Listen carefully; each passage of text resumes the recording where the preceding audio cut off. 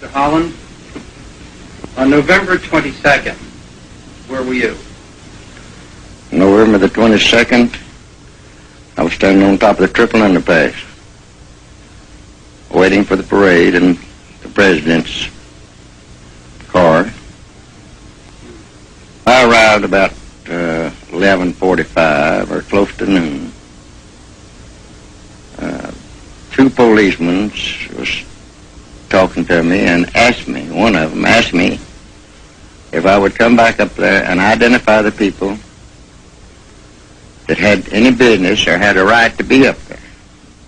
They would be railroad employees? They'd be railroad employees, and I told him I would. And what was your position with the railroad company? Track and Signal Supervisor for the Union Terminal Railroad. I've put in 41 years of railroad service in the signal department. Did you look in any particular direction when you heard the shots? Yes. I looked over to where I thought the shot came from, and I saw a puff of smoke still lingering underneath the trees in front of the wooden fence. The report sounded like it came from behind the wooden fence. And a policeman throwed his motorcycle down in the middle of the street and run up the embankment with his pistol drawn. He was running toward that particular spot. And also another motorcycle policeman right behind him tried to ride up the embankment on his motorcycle, and it turned over about halfway up the embankment. And he got out, got off his motorcycle and left it laying there and run on over to the fence with his gun in his hand.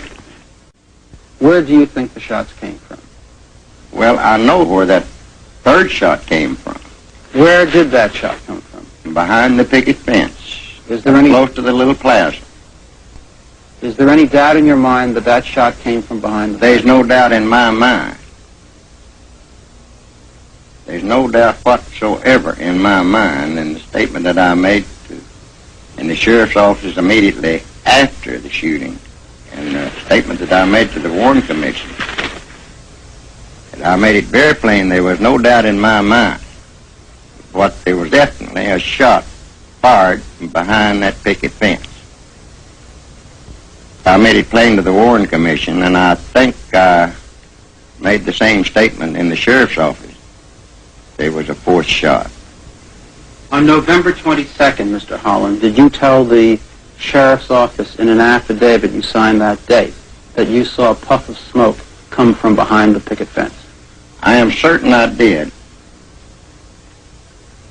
Was it the general feeling, would you say, Mr. Holland, among the police officers and others, at the moment that the shots were fired, that at least one shot came from behind that wooden fence?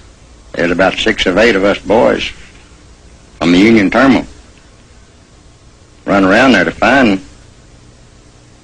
some evidence that there was someone around there. Certainly the ones that was with me that run around that fence realized what was happening. They told me the same thing that I told you, that there was definitely a shot fired, and they saw the smoke. We just all started running around that fence as a unit.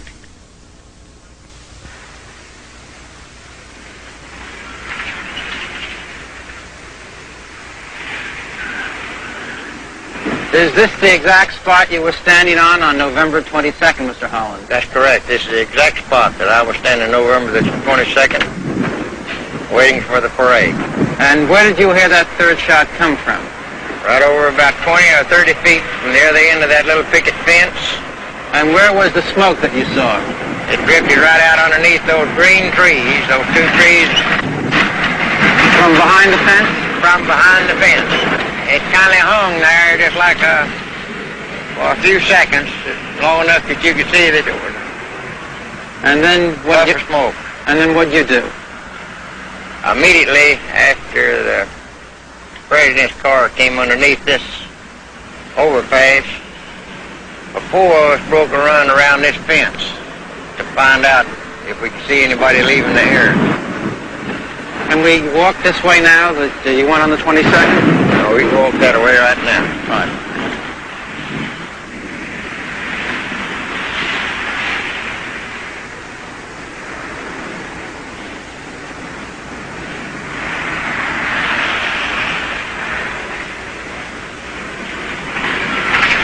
We were trying to see what we could see, and This was the direction you walked on the 22nd? this was the direction. We made this right turn.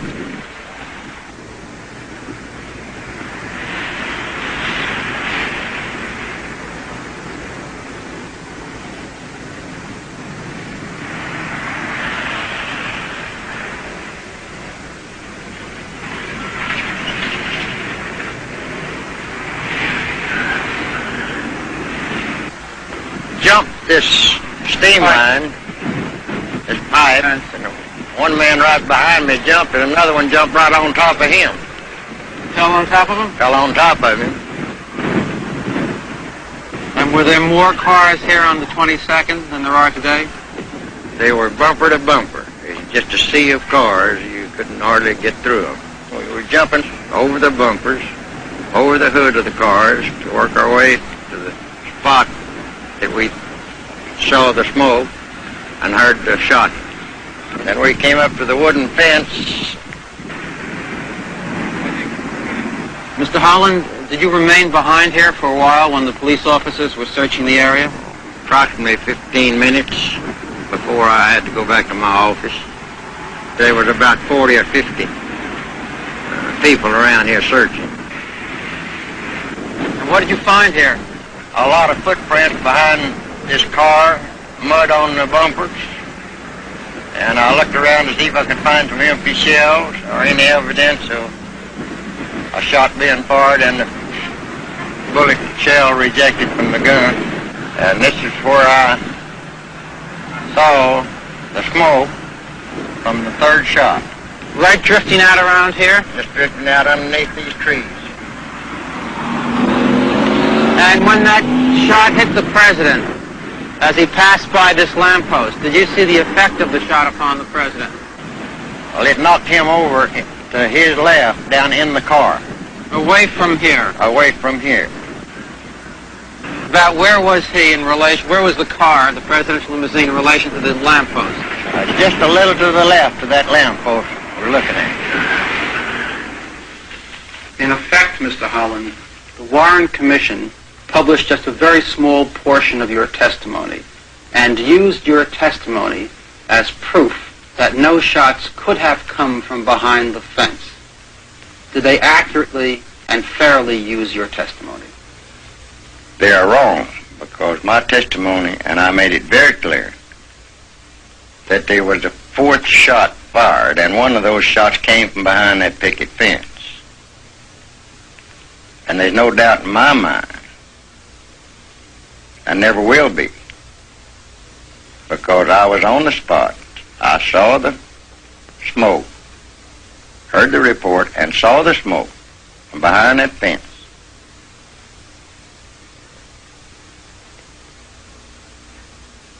And I don't see how that they could doubt there was a fourth shot fired. The Commission also stated, as you know, Mr. Holland, that the same bullet which hit Governor Connally first struck President Kennedy. Based upon what you observed from that position just above the street on the overpass, is that possible? No.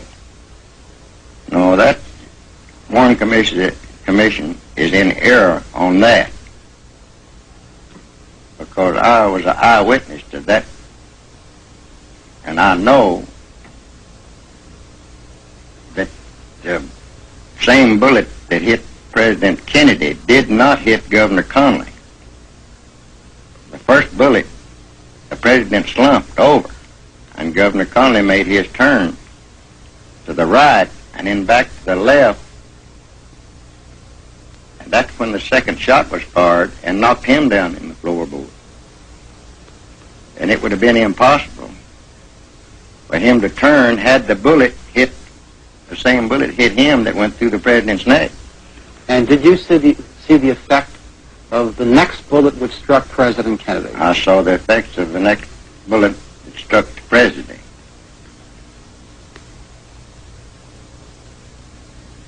Because it flipped him over almost on his stomach and the side of his head, and his head was laying on the edge of the seat. He was laying more on his stomach, and his foot was hanging out over the car, edge of the car, upside down.